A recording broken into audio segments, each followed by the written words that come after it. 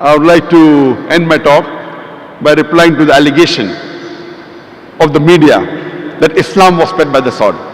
And it's a common allegation laid down by the international media that Islam was spread by the sword. The reply to this allegation is given very well by a famous historian by the name of Deleuze O'Leary. He mentions in the book Islam at the Crossroad on page number 8, Deleuze O'Leary says, history makes it clear that the legend of fanatical Muslims sweeping across the world, forcing Islam at the point of the sword over conquered races is the most fantastic, absurd myth that historians have ever repeated. I would like to repeat the statement of Deleuze O'Leary, the famous historian. History makes it clear that the legend of fanatical Muslims forcing Islam at the point of the sword over conquered races is the most absurd, fantastic myth that historians have ever repeated. When we read history, we come to know that we Muslims, the Arabs, they ruled the Arab lands for the past 1400 years. For a few years the Britishers came, for a few years the French came, but as a whole, the Muslim Arabs were the lords of the Arab lands. Yet today, there are more than 9 million Arabs who are Coptic Christians. Coptic Christian means they are Christians in generations.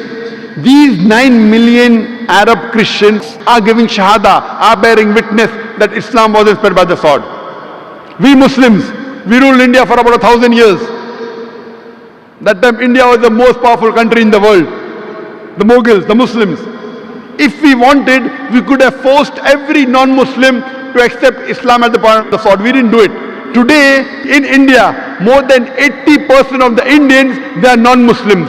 These 80% non-Muslim Indians, they are giving Shahada, they are bearing witness that Islam was spread by the sword. Today, the largest populated Muslim country in the world, it's Indonesia. I'm asking the question, which Muslim army went to Indonesia? Which Muslim army came to Malaysia, which has more than 55% Muslims? Which Muslim army? Which Muslim army went to the east coast of Africa? Which sword? Thomas Carlyle writes in this book, Heroes and Hero Worship. He places our Nabi, Muhammad Sallallahu Alaihi Wasallam, as his number one hero prophet. Number one. And he writes that every new idea originates in the mind of one. In one man's mind it dwells. One man in the full world. It will do little good if he takes up a sword and propagates it. You have to first get your sword, the sword of intellect. As Allah says in the Quran in Surah Nahl chapter 16 verse 125. Udu ila sabili rabbika bil hikmah wal mu'azzat al hasna wajadun billati asad. Invite all to the way of thy Lord with wisdom and beautiful preaching, and argue with them and reason with them in the ways that are best and most gracious. Thomas Carlyle is talking about the sword of intellect. Today, Islam is conquering the hearts not with the sword of steel, but with the sword of intellect, with the sword of peace. There was a survey done which was given in the Reader Digest Almanac book in the 1984 as well as Princewood magazine. And this survey gave the increase in the major world religions in a span of 50 years. From 1934 to 1984, in a span of 50 years, the increase in the major world religion. And number one religion that increased maximum was Islam, 235%. Christianity, only 47%. I am asking the question, which war took place between 1934 and 1984 which converted millions of non-Muslims to Islam? Which war? Which war? Today, the fastest growing religion in the world is Islam. The fastest growing religion in America is Islam. The fastest growing religion in Europe is Islam. However much they try to suppress Islam, that much it grows. Allah says in the Quran in Surah Imran chapter 3 verse 54, Makarum makarallah wallahu khairul makirin. They planned and plotted. Allah too planned. Allah is the best of planners. You know, after 9/11, the media is saying Islam is the religion of terrorism, Muslims are terrorists. After 9/11, in a span of 9 months, in America alone, 34,000 Americans accepted Islam.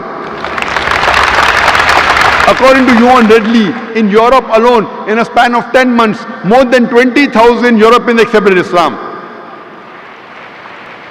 Today the media says Islam subjugates the women. Islam does not give women the due rights. Do you know, out of the people accepting Islam, 2/3 of the people are women. I am asking, who is forcing the American women to accept Islam? Who is forcing the European women to accept Islam? Allah promises in the Quran, in no less than 3 different places. Allah promises in Surah Fatah, chapter number 48, verse number 28. In Surah Tawbah, chapter number 9, verse number 33. And Surah Saf, chapter number 61, verse number 9. هُوَ الَّذِي أَرْسَلَ رَسُولَهُ بِالْهُدَى وَالدِّينِ الْحَقِّ لِيُظْهِرَهُ عَلَى الدِّينِ كُلِّهِ. That Allah has sent His messenger with the religion of truth, so that it will prevail over all the other religions, over all the other isms, whether it be Christianism, Judaism, Hinduism, Buddhism, Socialism, Atheism, Modernism. Islam is destined to supersede all. Kulle, master them all. However much the mushrikun don't like it. And the ending of the other verse is different. Allah says, هُوَ الَّذِي أَرْسَلَ رَسُولَهُ بِالْهُدَى وَالدِّينِ الْحَقِّ لِيُظْهِرَهُ عَلَى الدِّينِ كُلِّهِ وَكَفَى بِاللَّهِ شَهِيدًا. Allah sent His messenger with guidance and the religion of truth, so that it will prevail over all the other isms, over all the other religions, whether it be Judaism, Christianism, Hinduism, Buddhism, Socialism, Modernism. Islam is destined to supersede all. Kulle, master them all. And enough is Allah as a witness. I would like to end my talk with the quotation of Dr. Adam Pearson. Dr. Adam Pearson said that people who worry that one day nuclear weaponry will fall in the hands of the Arabs, they fail to realize that the Islamic bomb, the bomb of peace, has already been dropped. It fell the day Prophet Muhammad, peace be upon him, was born. Wa akhir da'wana alhamdulillahi rabbil alamin.